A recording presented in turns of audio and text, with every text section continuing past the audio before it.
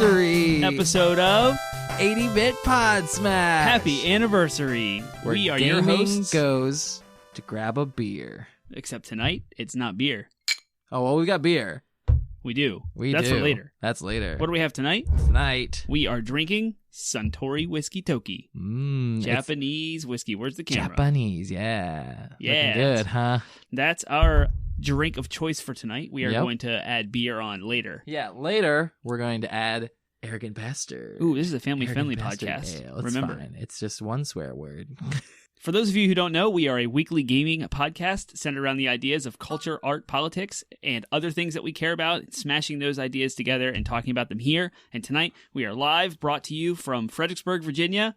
Hello, everyone. Yeah, those of you listening to this on like 3 Mondays from now, we're not live, obviously, but we are streaming this on Facebook Live right now. Right now. So yeah, if those who are listening to this later and not live and don't know who we are, I am Penguin. I am Termite. And we host this podcast. Termite. So yeah, what's going on? not much. Today's been an interesting day. It's been an interesting week. Yeah. In gaming news has been pretty cool. The Xbox just announced something that I think is pretty revolutionary.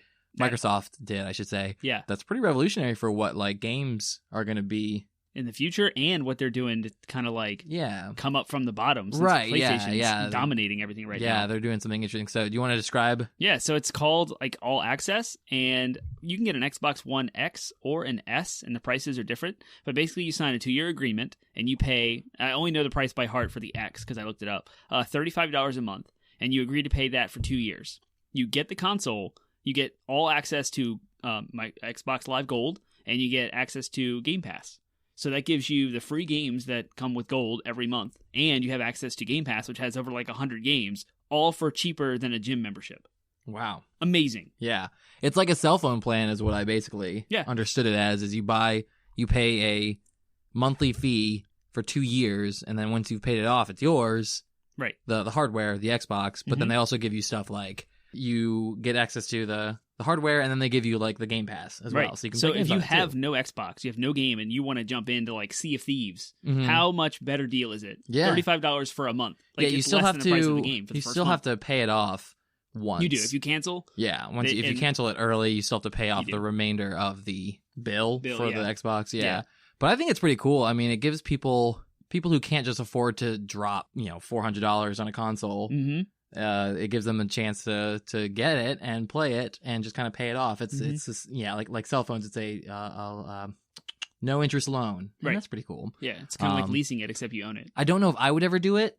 I would do it in a heartbeat. Would you really? Yeah, if I didn't have an Xbox if you didn't already have it, I'd be on it right now. So you're gonna sell that one and get the Xbox I thought One? about it. I actually did. Oh, did you? I actually have thought about it. I'm not surprised. It's so cheap.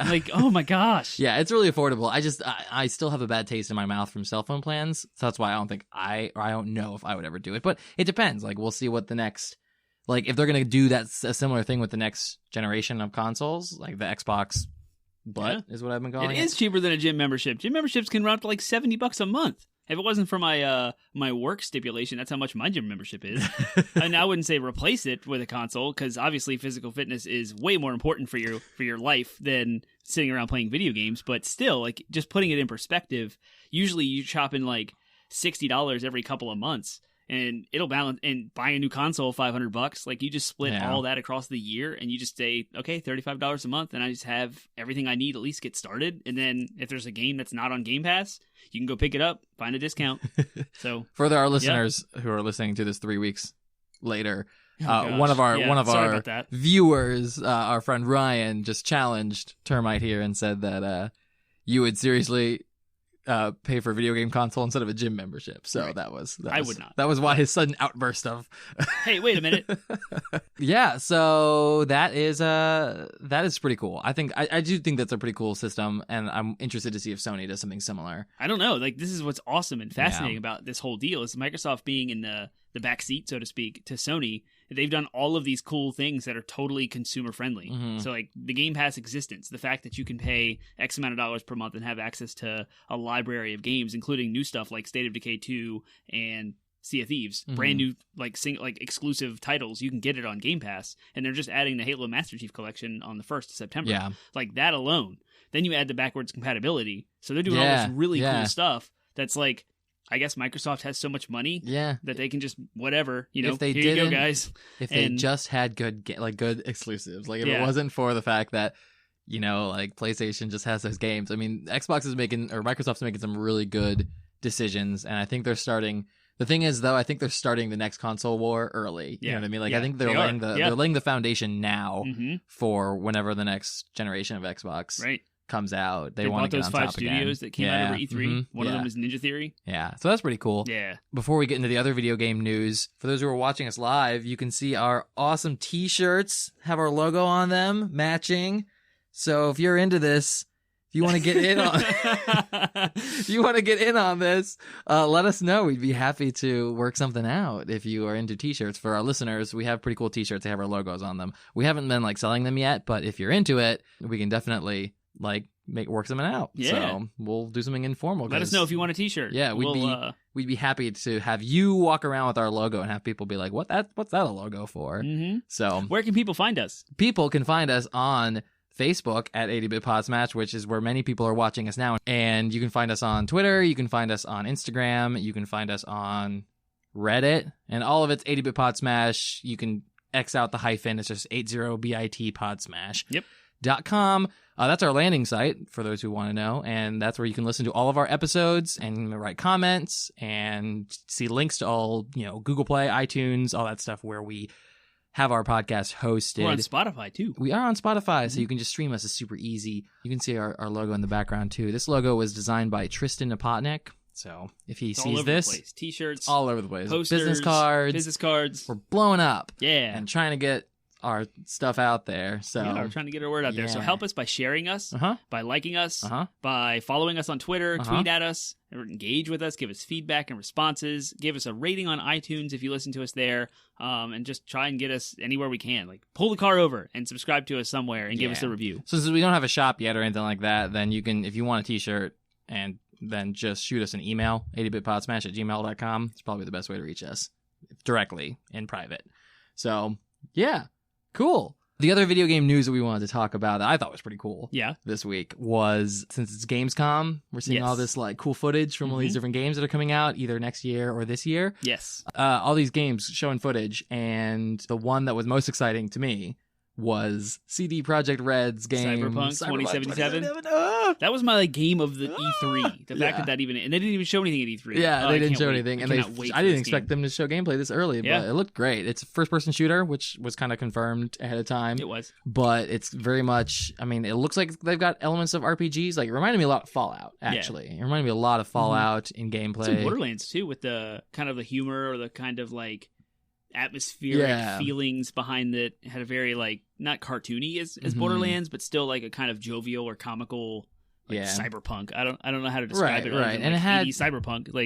I like the enhancements you can get on your character too. It looked really cool. There was one that sped up time, bullet time. Bullet time. There was another one that was like arm claws that you jumped up and then you could hack enemies. It looks very cool.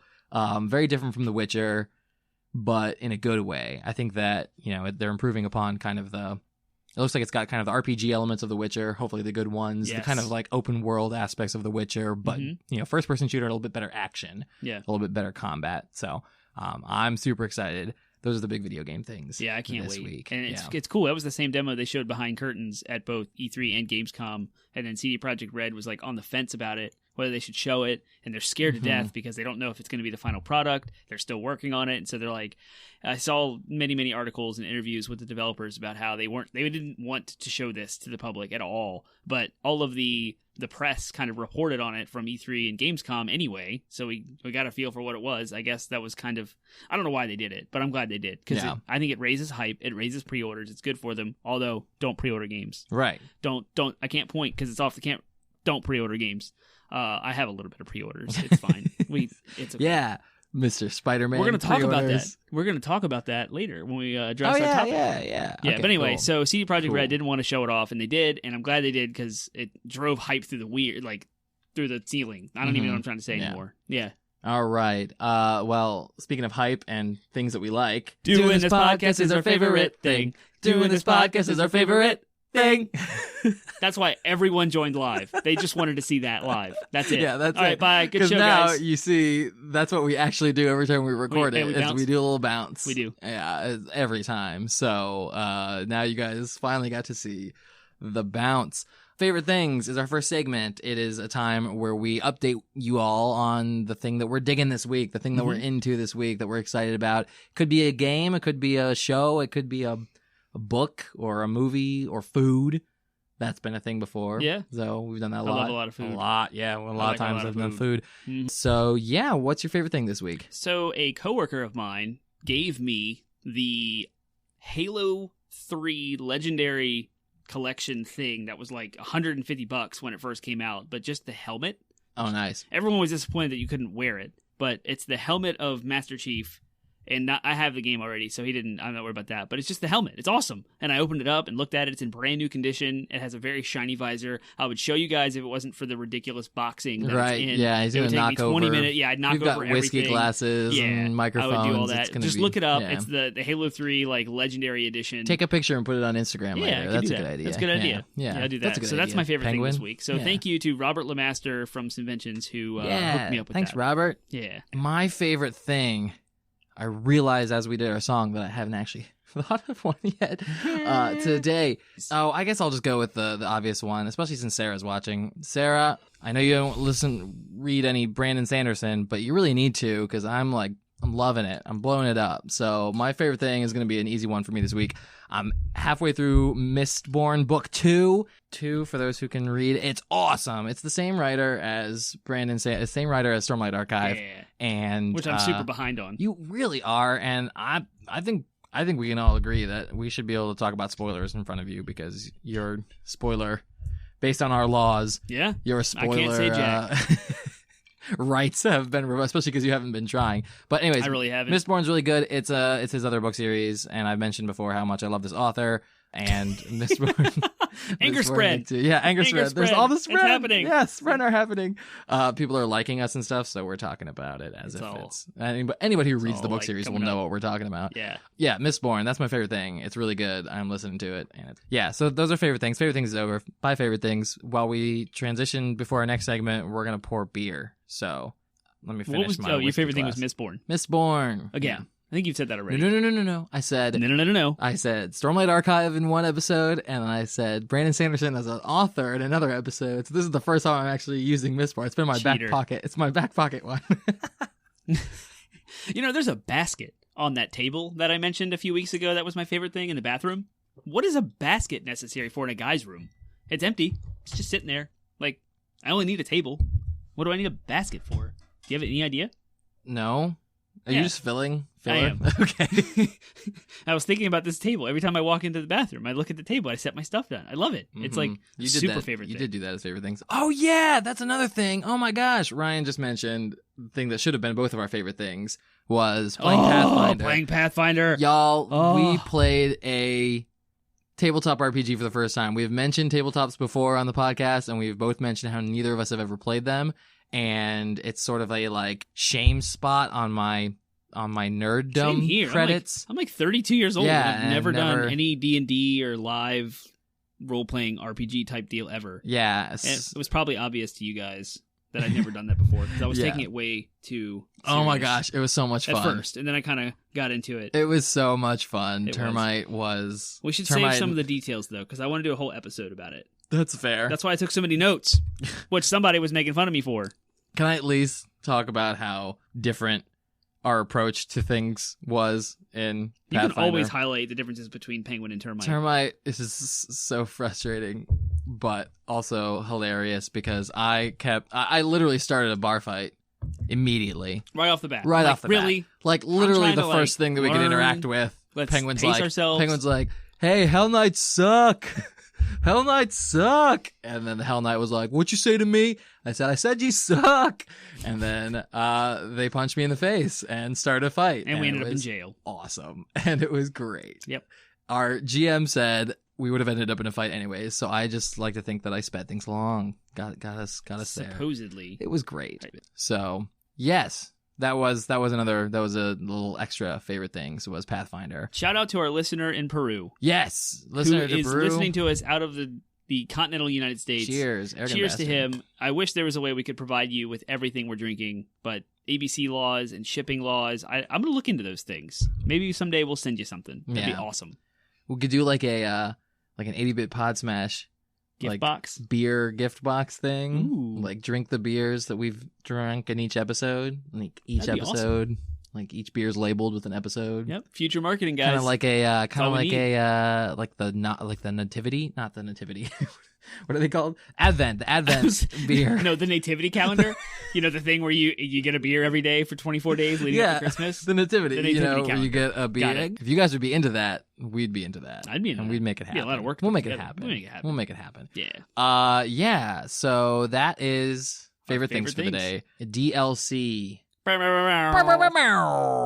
DLC stands for downloadable content, and it is a segment that we do where we just kind of have a little fun game. It's extra. It's a little extra. Just like it would if you were to buy a DLC for your game. Mm-hmm. It doesn't cost you anything this time. Mm-hmm. That's kind of the difference. Yeah, DLC is today. Didn't come up with anything, did you? Nope. What was your favorite DLC that we've ever done? Yeah, my favorite DLC. Actually, I wrote down notes on this. Nice. So I think that my favorite is really simple, actually. It may not be the favorite one that we ever did, because we had some good ones. But in our first 5 episodes, we did just a basic who would win in a blank. Yeah. And that's so simple. We don't do that thing anymore. We kind of overcomplicated it, didn't we? Not overcomplicated it, because I like what our DLC is, but I also liked that one, because that was kind of like the original root of it was, I was like, what if we just did like a who would win in a fight? That was the Dante versus Tingle in a drinking game. In a drinking game, right? Twilight drinking game. Yeah, that was great. So I think we should consider more DLCs like that in the future, because that was fun. That was a lot of fun. That was a lot of fun. So I liked making the haiku. Oh, that was fun too. And the silly Japanese music that I laid over it with the editing post process. That was awesome. Yeah. So our DLC, I don't know what was my favorite because we've done a lot, and they've all been so good over the year. Oh, you know which other one I really loved? What's that? I loved it was something to do with. I know there was one where we edited in Halloween like thunder music. Yeah. That was fun, but that's not the one I'm thinking about. Oh, it was the Christmas one where he did the Ghosts of Christmas Past. I nailed that. Like the Ghosts of awesome. EA's Past, Present, and you nailed it. It was awesome. That would probably be my favorite DLC. Speaking of shout outs, anyone who's watching this live, by the way, and has familiarity with our podcast, at any point, shout out any of your favorite moments from the past year, whether it was episodes you liked or conversations we had or interviews that we did, anything that reminds you of the things we did. That's what this whole episode's about, is just sort of celebrating the fact that we put out an episode every week for a year. Haven't missed a week. Anything that you got, just shout out. We're gonna when we see it, we'll say it, we'll talk about it. So even if you interrupt us, don't worry about it. It's awesome. So but we did post ahead of time for people to talk about things that speaking of those DLC things. And speaking of DLC, yes, the one thing we got, the other thing I forgot to say is if you want to do worst moments, things that were stupid or bad choices you think we made, totally we'll talk about them. Yeah. So yes, in honor of that, our friend Ryan, who is watching now, he totally called us out and said that one episode that was it was weeks long since it was just after you got back. It was recently this summer, so it was a very recent episode, and we skipped DLC. What do you plan? What do you plan? An extra long what do you plan? Yeah. And Ryan did not take too kindly to that. And we did that because you crushed 5 games while I was gone. True. Come back and you're like, dang. Okay. So yes, that was a low highlight for our friend Ryan. If you did not like that. If you did not like that, you can respond with an angry face right now, or you can just tell us later. Yeah. Yeah. So, that is that. I think that was a perfect time to talk about that one because it was DLC. So, all right. Is that enough for DLC? Talking about past DLCs? Yeah. Cool. That's fine. Because our main topic is 80-Bit Podsmash's retro, we're going to go back. Retrospective. Yes. That's what you're talking about. We're not talking about retro games. We're talking about ourselves. Retro us. We have made 52 episodes. This is the 52nd. Yeah. We were little babies. We were. We had no idea we were doing little babies. And now we have still don't know what we're doing. 300 listeners a month, which is awesome. So thanks, y'all. You made us where we are. That was really cool. It was. We both put our thumbs in at the same time. We can't recreate recreate it. It's not going to happen again. It's cool. Yeah, it's one time.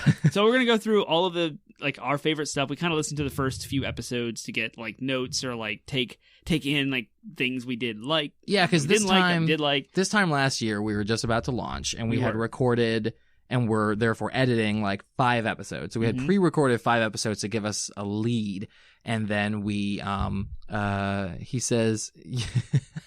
Gordon says he listens to us at 1.5 times speed right now, so we sound really slow, which is funny. I'll get to that, Gordon. Hold that thought, because I have a thought about that too. Anyways, so this time last year we were recording like 5 episodes. We did. We had them banked. We had them banked. There was no feedback. We weren't live. We just like, let's get together and record 5 episodes back to back, have them in the bank, and then we'll just leak them out once per week and give us a bank of episodes in case we can't make one, or like to kind of feel out we how weren't sure pacing how was. Pacing and how that was going to work out, which is another topic we'll get to a little bit later. So we wanted to kind of revisit those 5 episodes, and we wanted to kind of revisit episodes 1 through 5 and just, review it for things like,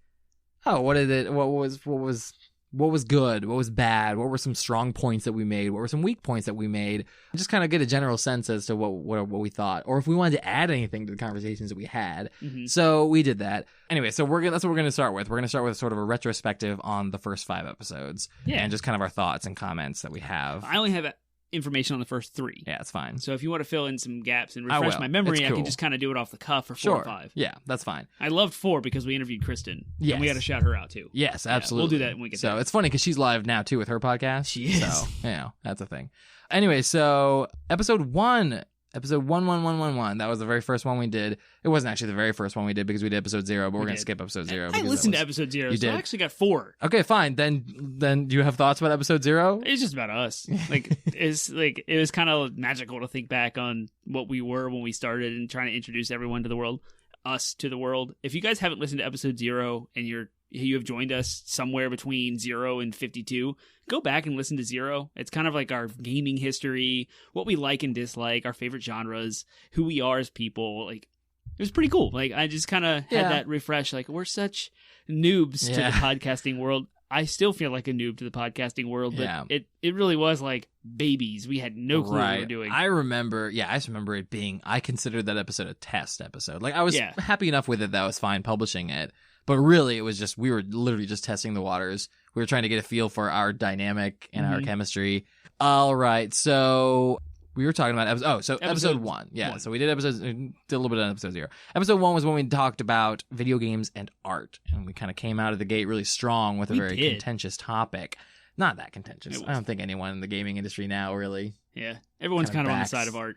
Yeah, so just as a summary, that was episode we talked about video games, whether they can be considered a form of art. We were trying to answer that question. You introduced that topic as our like flagship topic because we kind of started the entire podcast, the idea of smashing together culture and art and like highbrow conversations about gaming around that view, or like that question. Is video games art? And I think you nailed the argument. I think both of us made super good points. It's like thinking through it again as I listened to it for a second time. The first time, like as we were doing it, I was like, maybe our arguments are a little weak. Maybe we didn't hold it up strong enough. But then, now I go back and listen to it. I'm like, man, we really nailed that. Yeah. Like, I really think we have a strong argument for why gaming can be art. And I'm more fond of we had a segment in that episode about the how we take needs, like biological needs, like food and dance, and we turn those into art. So what's the difference with play? Right. And how it's different from sports. Like, I just thought all that was way more impactful now than it was a year ago, because I didn't think that those arguments were very strong. And it's not against you. It's a great point. Right. Like, it's just at the time I was like, okay, sure, I buy that. But now I'm like, yeah, that's totally true. I like that a lot. Yeah, And that happened a lot with the episodes. Yeah. I'm fond of us. I'm fond of us too. Yeah. So some points I think are really I would agree. When I was listening to it again, I think one of our stronger points was about that basic instincts thing that you were that you highlighted. I think another good point that we made was with the virtual experience kind of thing, like shifting away from the term, video game and moving in more towards like, because I was thinking about it later, a point that I would add if I were to go back was the fact that we have different words for types of movies. Like we have, it's not just movies, but you also have like films, motion pictures, and then you have words like blockbuster and like Oscar bait, and those things are all Oscar like bait. But when you say that, you get a very specific. Yeah, that's exactly different. What you know, it it's is. very different. Denzel Washington is a lawyer. Denzel Washington is playing this famous figure from history. Yeah.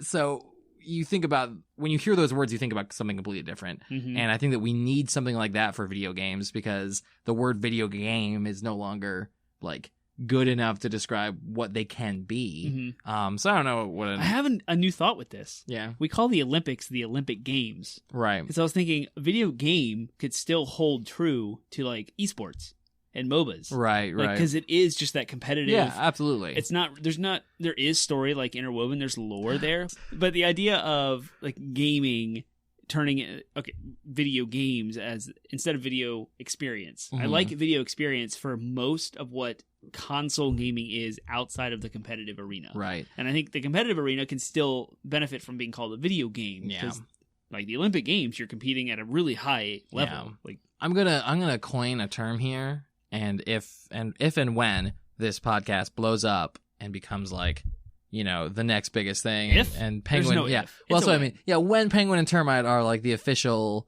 culture, you know, when we are live from New York. live from New York City, yeah, when that happens, I'm gonna coin the term now. I'm gonna say it now. I'm gonna stake my claim: virtuals. Virtuals as that's a medium. That's the new medium. So that's the umbrella over that's the video game and virtual experience. That's the equivalent to movies. Ooh, you know what I mean? Virtuals. Like it just rolls off the tongue. Like, oh, I'm gonna play some virtuals this weekend. Little on off the cuff DLC right now. What would you call the award given to that videos category you just created? Yeah, virtuals category. Yeah, you have the Grammys, the Oscars, the virtuals award. Yeah, what would it be called? Something like, what's a fancy word for controller? I don't know. I'm thinking like Smashies, like because it's going to be named after us, obviously. Yeah, we're so big. So like the 80 bits. How about the 80 bits? The 80 bits. The 80 bits. Yeah, yep. That's it. That's you get 80 bits. Yep. Well, do you have 80 bits? Yeah, that game gets 80 bits. Oh yeah, that game's in 80 bits. That's an 80 bits virtual right there. There it is. That's the terminology of the future. But you know, just what we mean by that is that, you know, like, yeah, there needs to be an umbrella term that doesn't include the word games in it, because they're not all just games, and by calling them games, you limit the possibilities of what they can be. What do you call a novel that's like the lowbrow, like chapter book? Pulp. That's what it used to be called. Right. Like pulp so fiction. even books have kind of subcategory of like, you know, what you're getting into. Novel is a subcategory of book anyways, you know what I mean? Like, because then there's biographies, you know what I mean? There's all kinds of stuff. Yeah. So anyways, we're getting there with games, some guys. other, bringing it back. So. Yeah. Anyways, well, I think it's a great conversation. The other thing I wanted to, the other points, I think if I were to add any points, any thoughts, any additional thoughts to that episode, I would talk about how like one of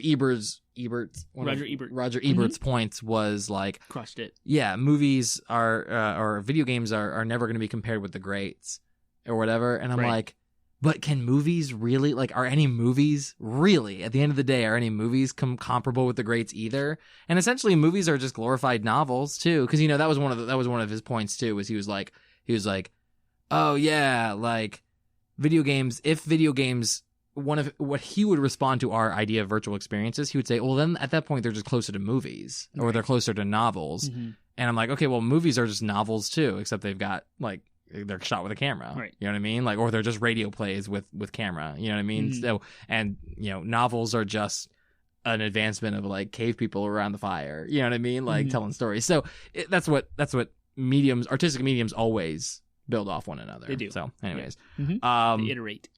Yeah, so video games are getting there though. Like there's more prominence and respect for gaming in today's culture than there has ever been. Right, and I think that I agree with that, and I think that as I get older too, that's the other point I would add is as I get older, I'm not just looking for experiences that are fun. You know what I mean? Like that's not what I want. You want more meaning. I don't want that I don't want just that out of video games. Like if there are some times I'm just like I want to turn my brain off and play some World of Warcraft. Like that's fine. There are other times when that's a great segue. You talk about World of Warcraft every episode, at least. At least. There was a while where we talked about Breath of the Wild. Yeah, and I'm pretty sure Breath of the Wild still comes up in like 95% of our episodes Probably. at some point. Yeah. So it's not just me. I know. We both talk about the games we That love. was funny. So you said World of Warcraft trash. I did, food. yes. Not trash, comfort but, food. Comfort food. And then sometimes I'm like, I want a Horizon Zero Dawn experience, or I Yeah. want a God of War, so yeah, that's what I would add. It's just like, I want compelling experiences, period, not just fun ones. Yeah. So if I'm going to video games for that, that must mean that it provides a need. Right? The only question I would have to add to that I would ask both of us is, are there, we talked about 3 video games in that episode. Everybody's gone to the Rapture. Everyone's gone to the Rapture, Journey. Majora's Mask, and Journey. PT. Oh, wow. Yeah. PT. Yeah. We So did. Yep. those are the 3 we talked about. Would you add any other video games God to of that War. list? Okay. Yeah. Yeah, I agree. absolutely. Beautiful.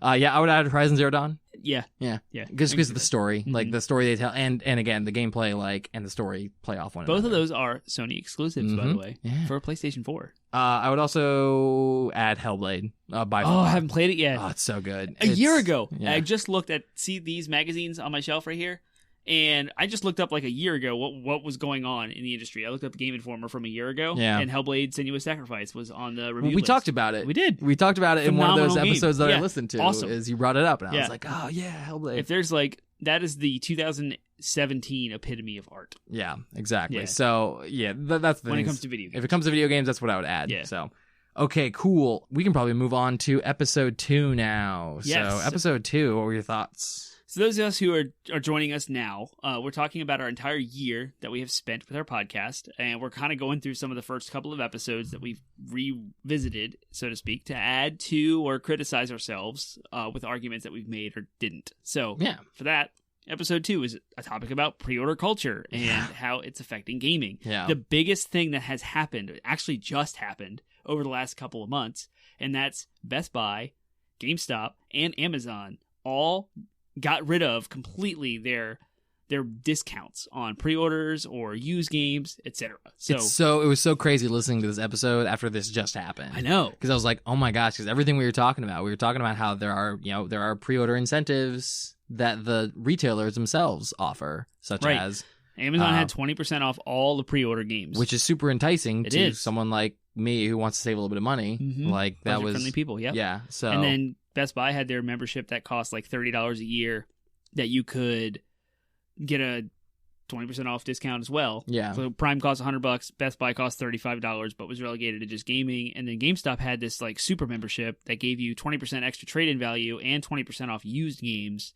And so all of those are gone now. Yeah. As of today, they're gone. Yep. And so there's really no like monetary value in pre-ordering any games. Yep, nothing anymore. Which it's just kind of funny to talk about. Like, it doesn't completely like negate anything we were talking about in the episode or change anything, because all in all, we're against pre-orders.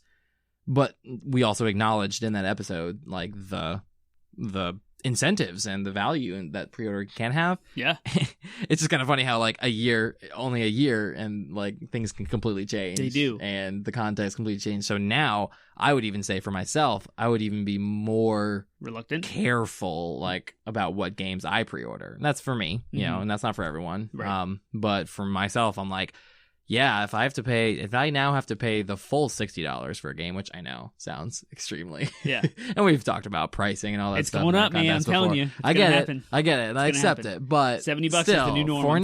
For now, it's $60 for me is still just like, okay, like I have to be willing and cognizant of that investment before I make it. Yeah. It definitely just makes me a little bit more hesitant on games. On the fence games, like it might knock me off the fence in some cases. Yeah. So. Yeah. Another point that we made in that argument, we spent a considerable amount of time talking about the quality of games released on release day, like the day one, and how garbage they were for a while. I wanted to readdress that. So we've now, we're a year later. Look at the games that have come out since we have started this podcast. And we've talked about them already. Horizon and God of War. I think the number of garbage trash titles, like the AAA games, aren't buggy anymore. Like we've kind of gotten over that hump. Like there was Mass Effect Andromeda we talked about. Batman Arkham Knight was really buggy and janky, with the exception of like PUBG. There really hasn't been like a game that notably tanked because of bugs or because of mechanical issues, graphical issues, clipping, etc. And so I think the gaming industry is kind of steering towards, and this is with there's so much going into this talk. Like, budgets are getting bigger, teams are getting bigger, companies are getting bigger. Like, that's feeding in my speculation for the prices of games going up. And like now they're trying to monetize with pre-orders and all these extra little gimmicks they give you with microtransactions and season passes and games as a service with Destiny, which also came out a year ago. But even Destiny was flawless when it launched. There wasn't super bugs and things like.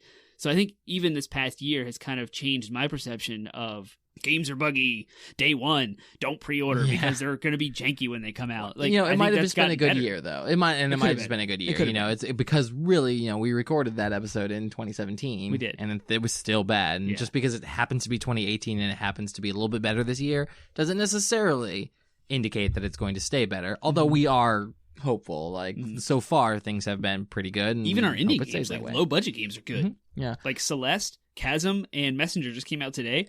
They all got like perfect reviews, 9s and 10s. And we have seen. I think we've seen more.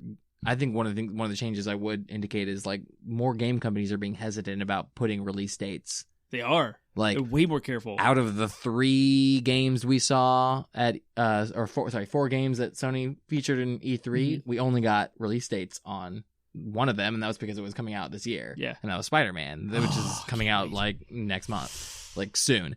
So, in fact, by the time this episode launches, it probably will be. It will have done, it will be done, it's not even 2 weeks. Yeah, it's a week from Friday. So, that is... So, I wanted to address that, because I think gaming in general has gotten better as far as bugs and stupid things. Yeah, this was the episode with that DLC that I featured in the DLC today. Wow, that's meta. Who would win in a blank? Yeah, so I love that DLC. And I think that the other note that I put for this episode, sorry, love you. You're right, you're good. The other note that I put for this episode was the editing was rough. There were some moments. Yeah, there were some bad moments. There were some clippy moments. There were some... our editing for our podcast? Like, really? Yeah, there was... I was listening to it and it stood out to me. Because I wrote down, editing rough. Wow. So, I don't know if episode 2? I don't know if it was so much the editing or just the quality of our mic. There was the... I quoted Colin Moriarty, who, if you guys don't know, Colin's Last Stand is a series of podcasts he does. There's like Knockback, Sacred Symbols. He does a bunch of stuff and side quests. I quoted him. That quote that I gave him was like, games shouldn't come out for another year. Like the entire industry should just stop. I had to edit that. It took me like 20 minutes because it was so janky. Yeah. And I had to like cut it perfectly, zoom in on the wavelength on Audacity, and like it was nuts, and I didn't do it right. So I can totally feel like why you did that. It's fine. It was just I just remember listening to it again. I don't care or know who or what messed it up. Right. It wasn't messed up. It just was. I just remember being like, oh, that was rough. There was actually like that was an early episode. Weird technical microphone glitch at that moment. Yeah. One more thing I want to highlight about episode 2 was we discussed the Switch coming out too soon, and I had total rose-colored like. My nose was as brown as Nintendo could possibly be, right? This is a family-friendly podcast. It is. Hey, if you parents want to explain that idiom to your friends, I'm not going there. Why is my nose brown? Why is it as brown as Nintendo could be? You guys can talk to your kids about that. I'm just saying, now I'm totally on the side you were on at that point. Yeah. And that the Switch... Yeah. What I liked about it, though, is I still stand by my argument when I mentioned... What we didn't like was what wasn't there. Right. What we had in front of us, like what we could touch, what we could play, was perfect. Yeah. So it wasn't like what we get. We didn't receive garbage. We got gold. Yeah. We just didn't get enough gold. Yes. Yeah. Well, yeah. We got silver. Ooh, there you go. Could have been gold, but no one promised us. We gold. Still profited. Yeah. Yeah, and no one promised anything. Like Nintendo never said. Nintendo said, "Hey, you guys are getting silver. You guys are getting silver right now. We know that it could be gold, but we're going to give you silver." And we're like, "Okay, we'll take silver." Right. And we love the silver, and I still do love the silver. I have no qualms about my Switch. Yeah, me neither. In fact, if anything, I might have like backtracked and been like, because now we have the things that we wanted, like an online system. I'm pretty sure at least Hulu is on it. I don't use it, but it's on it. So yeah, it's cool. Get a Switch if you haven't already. Yeah, totally should. We'll play Smash. Cool. Let's move on to our next, the next retrospective that we're gonna do. There was another thought. Then do it now. Really? You guys, are you sure? You guys who were watching us live just got to see my indignant eye roll look You should make a meme out all of that. the time. That'd be a good GIF. All the time he That'd gets be awesome. it. You guys listening don't get to see that. So So I wanted to add about my Destiny 2 experience, because we talked about Destiny 2 coming out, how excited I was about it, but I didn't want to pre-order it. Yeah. And the first one really burned me. I mean, like, I did not like Destiny 1. I paid $60 for that game. I said no. Destiny 2 came out while I was on vacation. So everyone had it out. The reviews were published. It was multiple days after release. All of my friends had rose-colored glasses and sold me on it.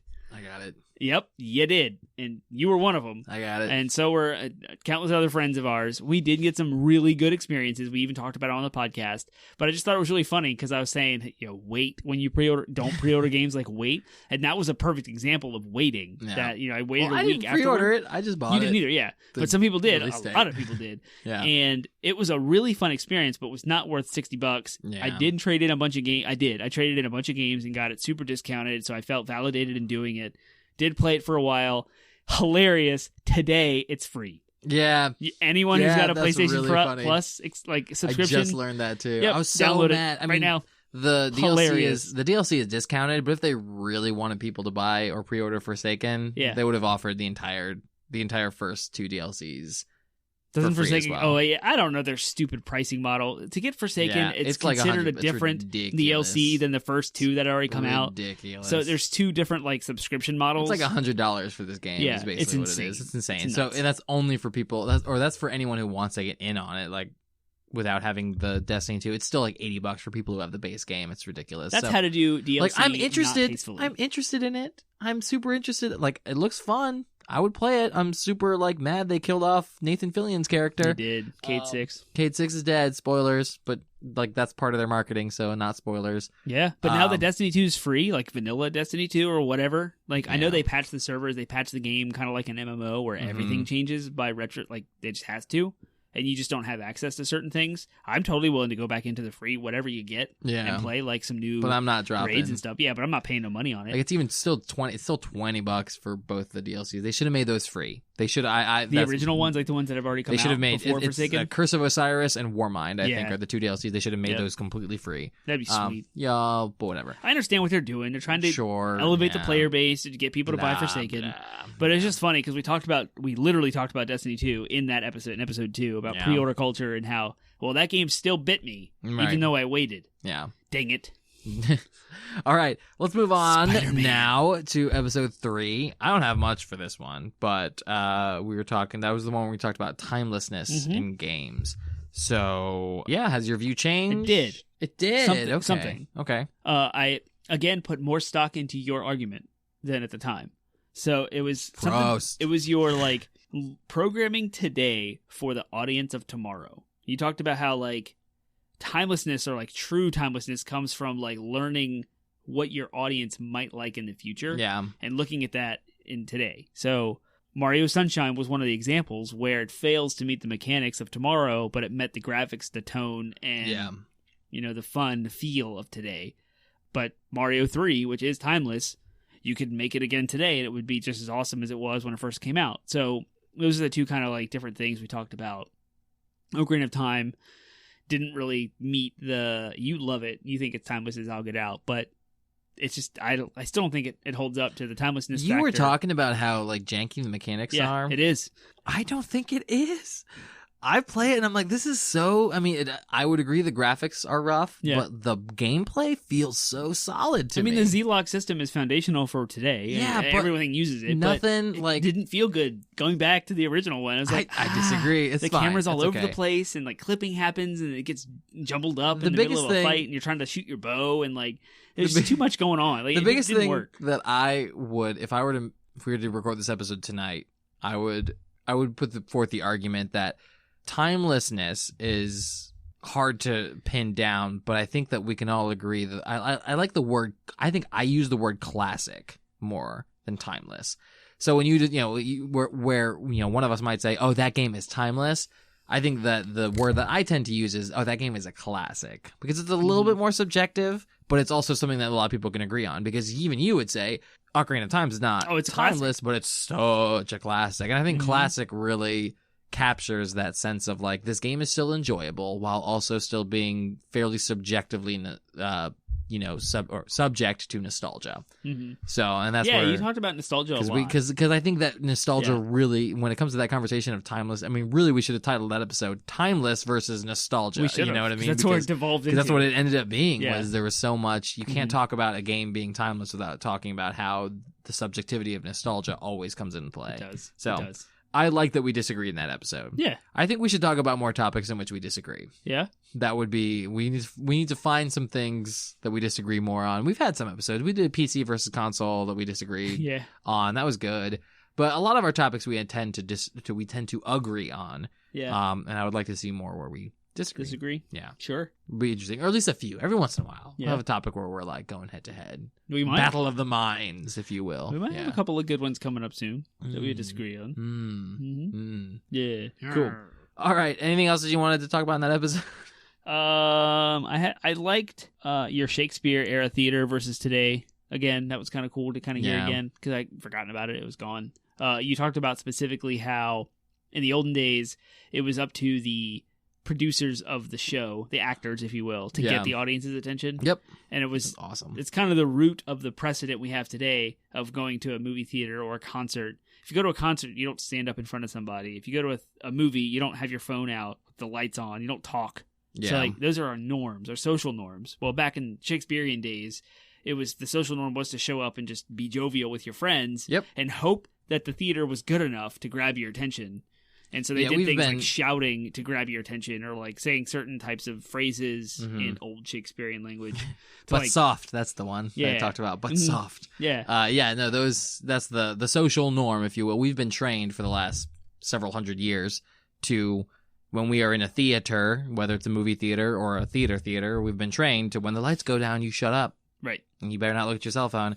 Completely different context from the history of the origins of theater. In Elizabethan, early modern period, they would be like drinking and hanging out and talking, and you'd have to get their attention. But that added to the theatrical experience. It's just we would consider that rude, and we get people to be like, "Shut up, hush, quiet," and like, "I paid good money to be here." Yeah, right. Whereas it was like, it was totally just a completely different cultural experience. So I don't remember why that point was relevant when we talked about it, but. Just the cultures shift and change, and so people's perception changes, the audience itself changes, and you kind of tied it back to the idea of developers today developing games for the audience of tomorrow. Right. I think I've tied it into specifically like you also have to be cognizant, like developers have to be cognizant of when their game pulls, like they want them to have an experience. Any artist, any creator wants the listener, the player, the viewer to have an experience. And anytime anything pulls you out of that experience, you have to be aware of it. And if you're doing it, have purpose in doing it. Because there are reasons why you might want to pull someone out of the experience.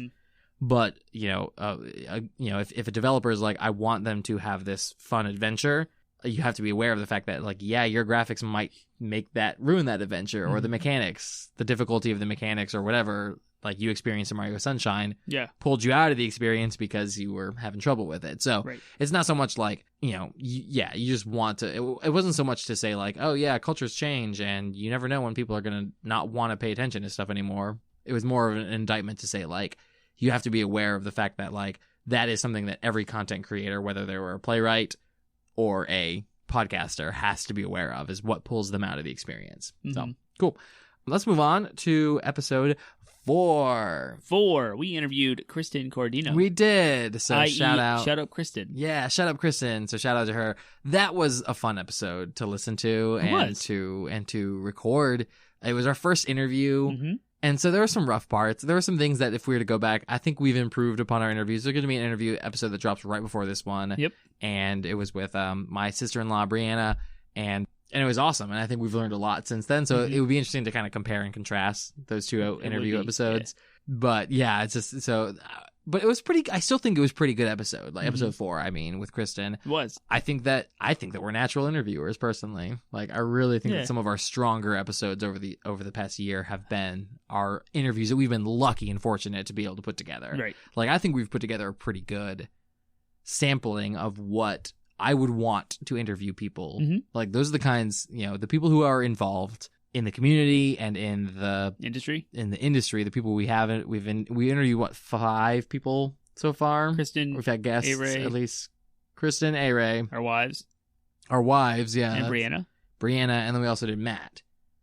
Yeah. So of those like 5 people, our wives being 2 separate Matt people. was more like involved in our conversation than we interviewing him. Right, we had a little small segment where we interviewed him, but he was more involved in our conversation. Yeah. Well, and that was, again, so we've done kind of different things with interviews over the years, but over the year, with guests. with guests, yeah. One.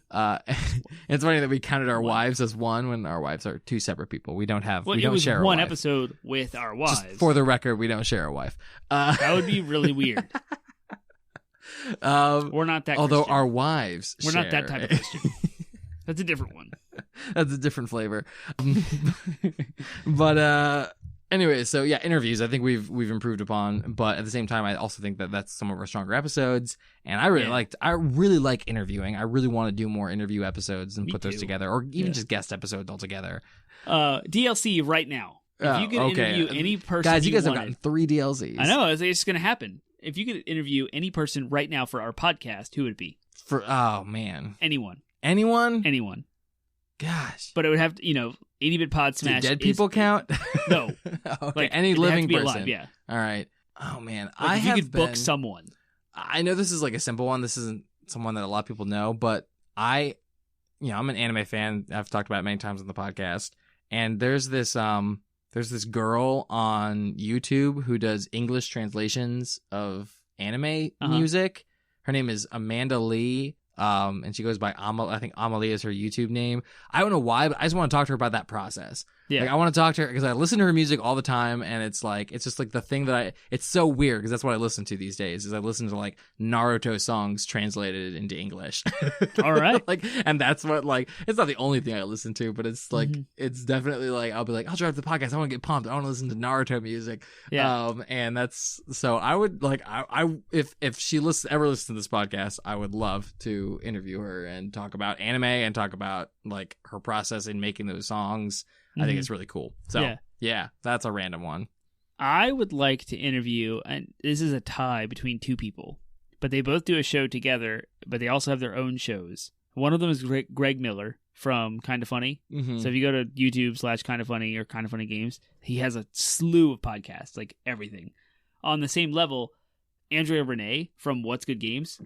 I would love to pick both of their brains because they're in the gaming industry. Greg Miller actually quit IGN, which is one of the biggest gaming publications out there, and started his own company to do his podcast Kinda Funny, and it's extremely successful. And Andrea Renee, who's just worked up through the industry over the years, now has her own podcast group with 3 girls called What's Good Games. And they've actually interacted with us on Twitter a lot and have responded to live videos. So yeah, Greg Miller and Andrea Renee would be the 2 that I would love to pick their brains about podcasting, about the gaming industry, about their rise up, so to speak. Yeah. In the gaming industry. So, those are mine. That'd be pretty cool. Yeah, I'd love to have some That interviews. Was random DLC. Okay. It was. Cool. So we're just talking about episode 4. Yeah, talking about episode 4.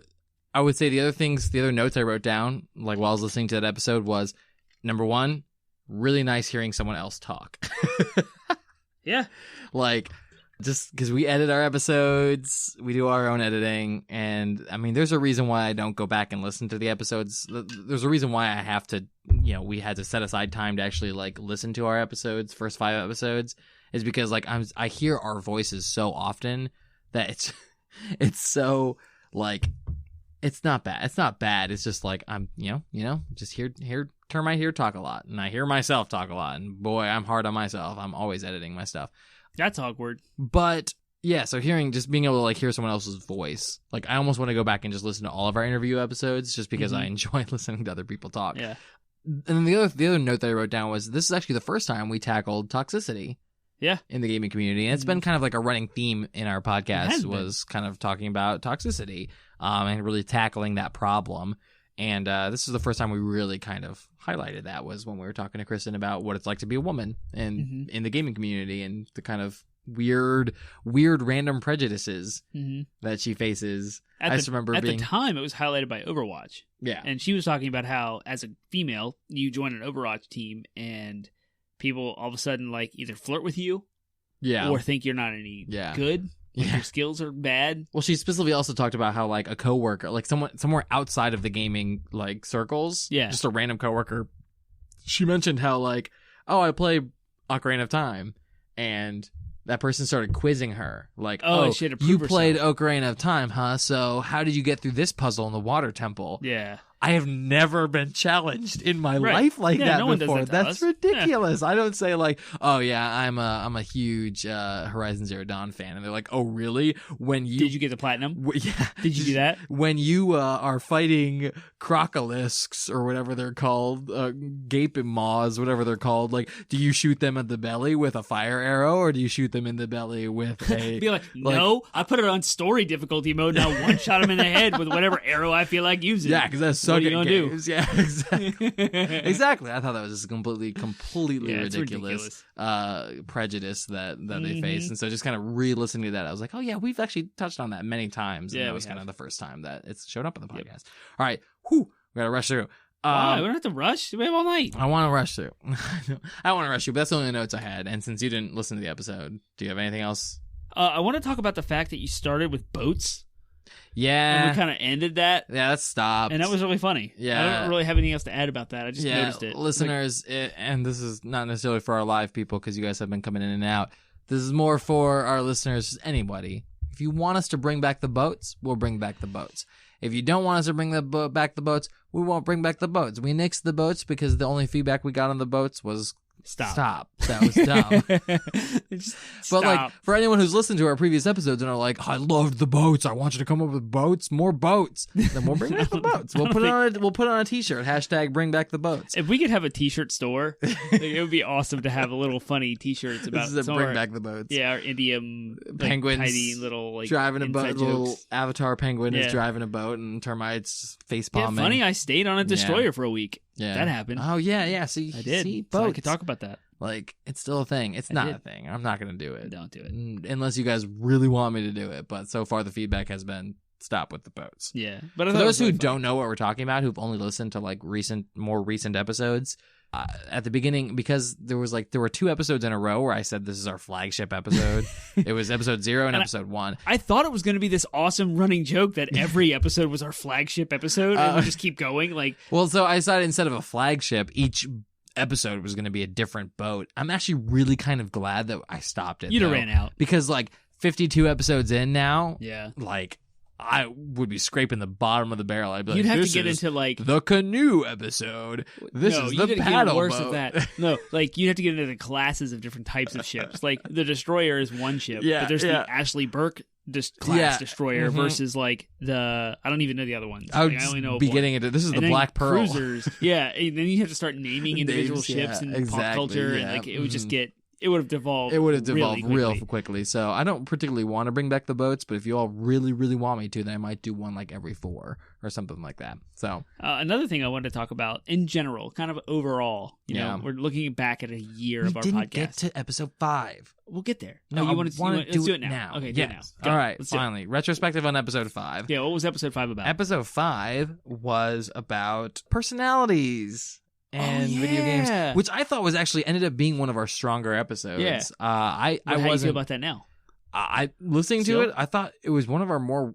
I guess we were basing it off of a specific article, but it really felt like one of our more researched episodes. I know that it was sort of we were really kind of deriving it off of a specific episode or not episode article, but I thought it was strong, and the feedback we've gotten on that episode, at least from one of our friends, Co-opetition Matt, who was actually in one of our episodes, he loved it. He said he's listened to it multiple times because he thinks he thought it was a good episode. Wow. So go Matt. So thank you, Matt, for the support. It actually doesn't help our numbers, so we're not like. But I don't care if it helps our numbers or not. It was awesome that you listened to that episode because you thought it had an impact. If anyone looked at our numbers, you wouldn't notice that we do this for the numbers. Right, yeah, exactly. We do this because we love doing it. Yeah, and we're going to keep doing it. I'm glad it had an impact on 8 more years. I'm glad that the intellectual discussion we had was like meaningful to someone. Yeah. So that was pretty cool. So we'll start. I'm going to start my notes from the top. The very first thing I noticed about that episode was the DLC. We talked about, I don't remember if you remember that, but for the DLC for that episode, we did the what 10 10 titles will we put on the N64 Classic if it were announced. Yeah. I just think it's so funny. The N64 Classic has not been announced yet. Nope. It's not a thing. A year later, and it's not a thing. We did talk about even the NES Classic. We addressed that a lot in the early episodes. And now that's been... I went to Target to get candy for work, and there was 5 NES Classics just sitting on the shelf. Wow. Just, go get one. Yeah, go pick one up. Yeah, they're plentiful. So and crazy. there was a single Super Nintendo Classic also on the shelf. It's just so crazy. Chilling. Yeah, how much things can change in a year. Yeah.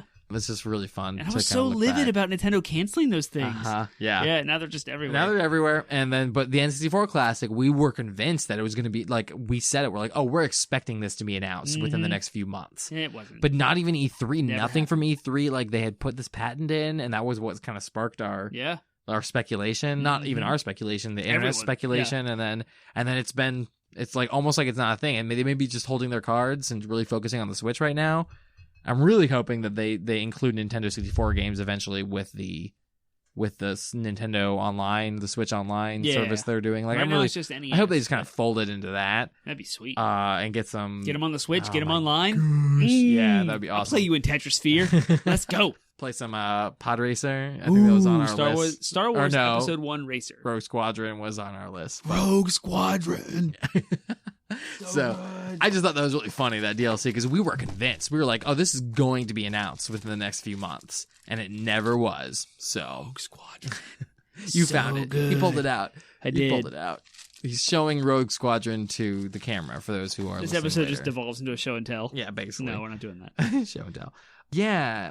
This is the point where I wanted to talk about how I did listen to these episodes at 1.5 speed just to kind of get through them faster. Yeah. And you did too, so you can probably comment on this.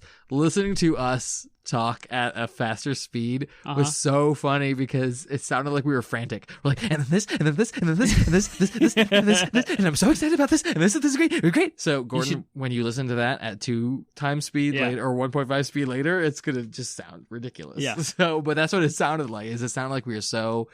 Like, I almost want to, at least for part of the episodes, want to go back and listen to them at normal speed because I think it will sound so much more calm and relaxed and chill. But it's just like listening to it at 1.5 speed, like we're jacked up on caffeine. It's ridiculous. But it's beer. It's present. And we shouldn't be talking faster. We should be slowing down. Yeah, exactly. I think it would be fun to revisit that specific topic about personalities. Yeah. And try to see if we can find any, or even just discuss any correlations that we can find between like other different ideas of like personality. So I wonder if personality has an effect, for example, on whether you prefer retro or modern games, like the timing of games. Like, we talked about those like 4, super categories of personalities, the diplomats and explorers and all that. Like, I wonder if like diplomats tend more towards retro games and explorers tend more towards modern games. I don't know. Sentinels was one of them. Like, I'm wondering if that's the case. I don't think they do. What did my personality? What was mine? I think again? you were a sentinel and I was a diplomat. Okay. Yeah, because I know your personality was the one that like tends to actually not think games are, or think that games are a waste of time. Yeah, and like that was your. And so you were talking about how like you have to be like closet about the amount of time you spend on games. And like we're like source of shame. Right.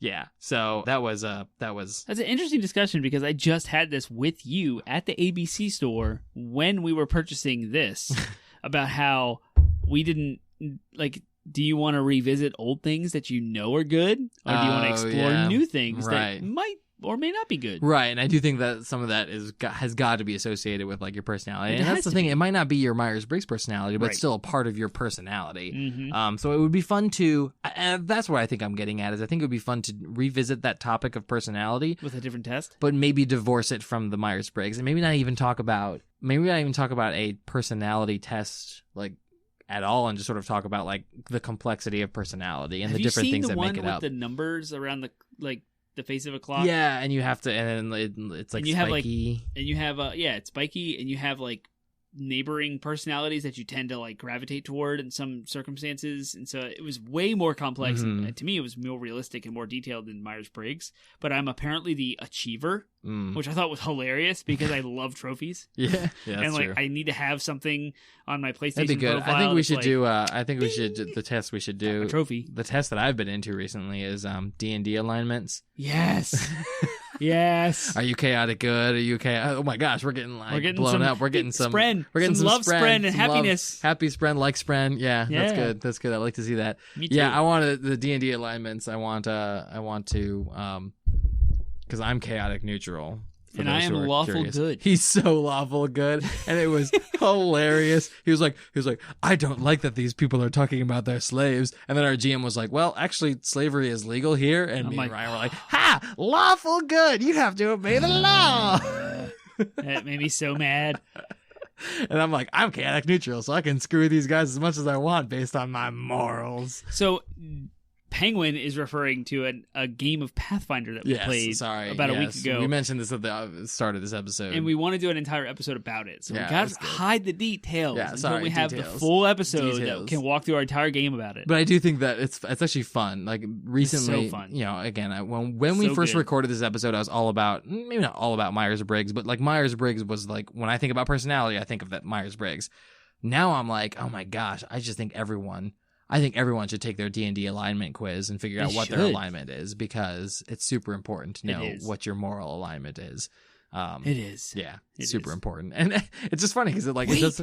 I was playing Detroit, Become Human. And this lawful goodness is still like prevalent in my decisions for that game. Have you played Heavy Rain or Beyond Two Souls? No, I haven't. I own Detroit? Heavy Rain because of it's free. So it's Beyond Two Souls. It's free. Okay. You should own that too.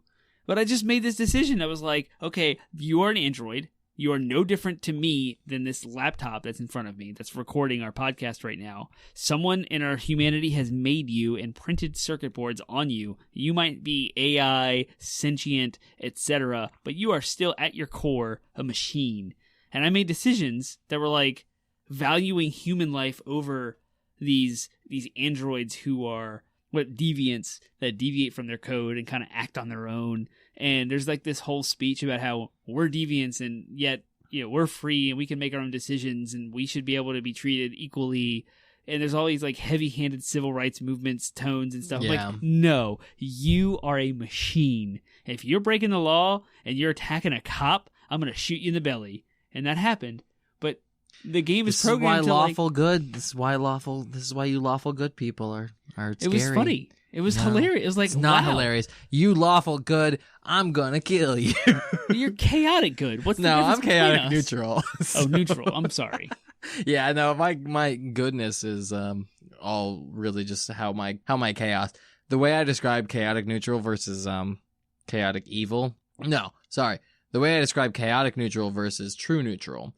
True neutral is someone who is just truly selfish, like who's truly like, I am just in it for my own self-interest, but I'm not necessarily interested in like causing evil, like making people hurt or anything like that. Like that's more like neutral evil. The difference between chaotic or neutral and true neutral is, I was describing this to a friend at work and I said, chaotic neutral have a sort of sense of curiosity to them.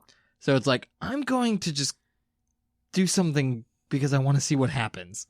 You did that a lot. And I did that a lot. I was like, I want to see what happens. I want to do multiple playthroughs of Detroit anyway to get the platinum trophy. I wonder what you would do. Yeah. I should just sign in as me, hand you the controller, and let you play. I'll do it. Make all the different decisions. Totally. Yeah. Oh, that would be so fascinating. Right. In fact, we should all of this is just a real big circle to just say that I think that it would be really fun to revisit the episode, the idea of personality in video games.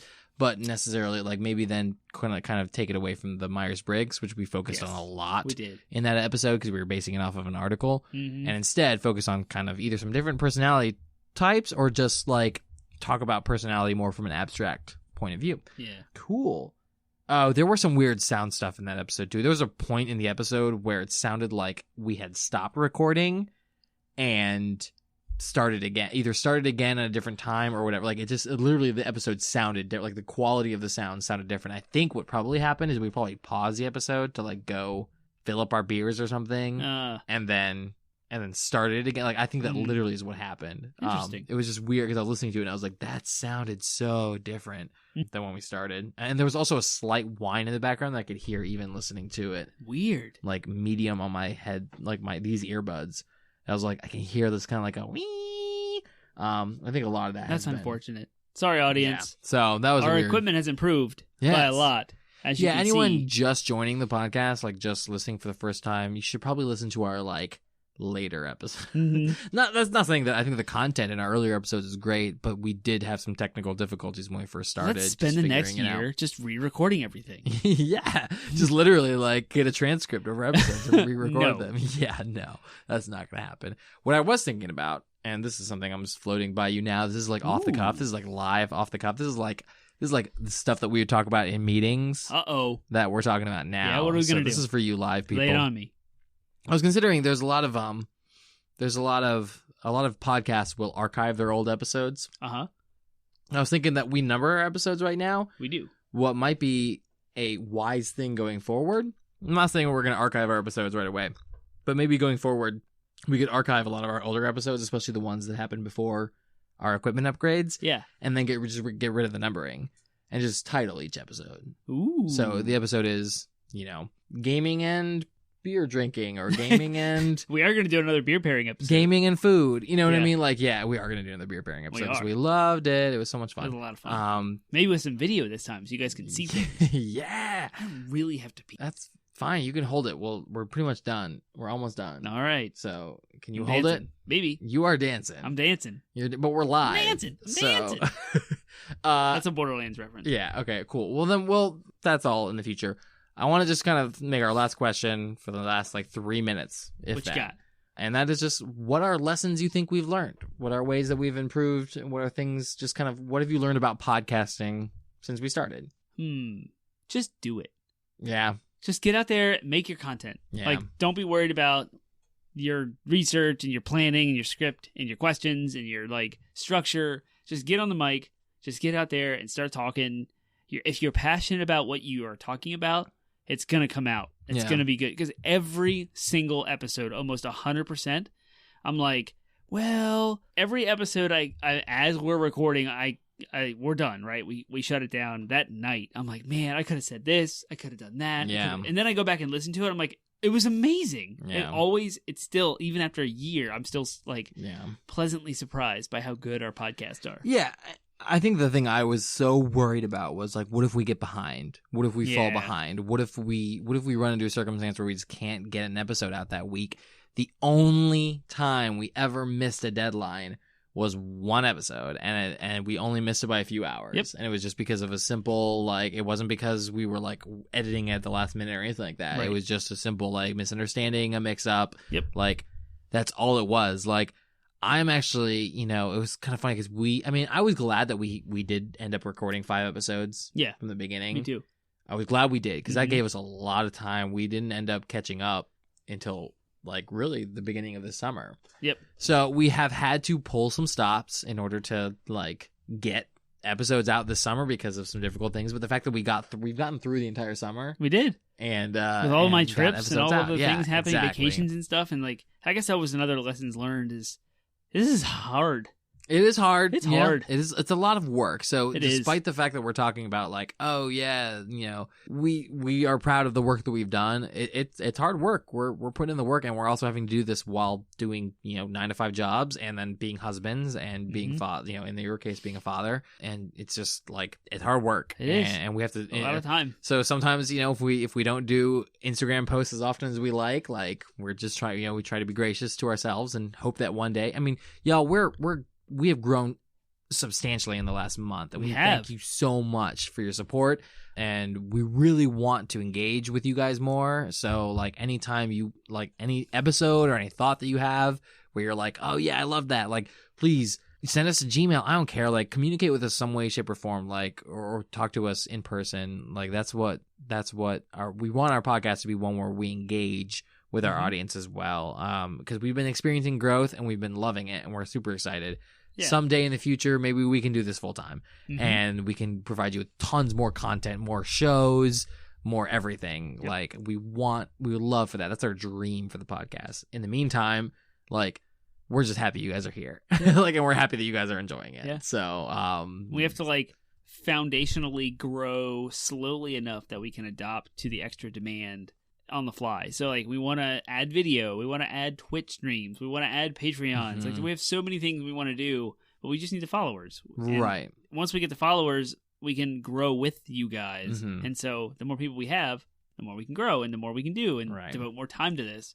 And But we're excited about the growth that we've seen even in the last month, y'all. We've like the amount of monthly listens has gone from, I think, I don't know what our highest ever was. It was I looked it up. It was like 162 or something back in March. We've gone up to, we've had 340 unique downloads as of today. Yeah. This month. And that's awesome. That's amazing. So exciting. So thank you so much. Yeah, so thanks for your support. Like, thanks for listening. We want to continue to make good content for you guys, so we're going to. Like, that's the thing. Is like, bottom line is we're going to. And we have t-shirts now. We do. T-shirts. If you want a t-shirt, we'll make it happen. T-shirts. They're white and they've got our logo on it. So, t-shirts. And we've got a poster. If you want a poster, we can make that happen too. I literally moved my mic and not the camera. There's the poster. There's the poster. And you can also see my classic games over there. You know, I have the... So if any of these things spark any kind of lust in you for these, then we will make it happen. Come let us know. Let us know. Please, we'll get them for you. At some point, maybe we'll have a shop where you can do it easily, but in the meantime, like, just let us know personally and directly. So thanks for bearing with us for an hour and 22 minutes. Termite really has to pee, apparently. Before you pee, where can the good people of the internet find us? You can find us at, the first place to go is 80bitpodsmash.com, and that's our landing site. So that's going to have all of our episodes right there. You can play it right in your browser, but also have links to iTunes. It'll have links to Google Play and Stitcher and Facebook and Twitter and Instagram. On those social media platforms, if you just want to go straight to those, we are at 80bitpodsmash. So no hyphens, no uppercases, no lowercases, no funny bits, just 80bit Podsmash. You can also find us on Spotify. So please go to iTunes, rate us there, give us a review, 5 stars hopefully. If not, let us know why, and write a review. Please share us on Facebook, on Instagram, tag us, like us, do all of the social media things you want to do, please. Yeah. And that will expose us to more people so that we can do the things that we just talked about. Yep. Cool. All right, y'all. Well, thank you. Kisses and love for all who are joining us. Lots of likes, friend. You all get a likes, friend, and a loves, friend.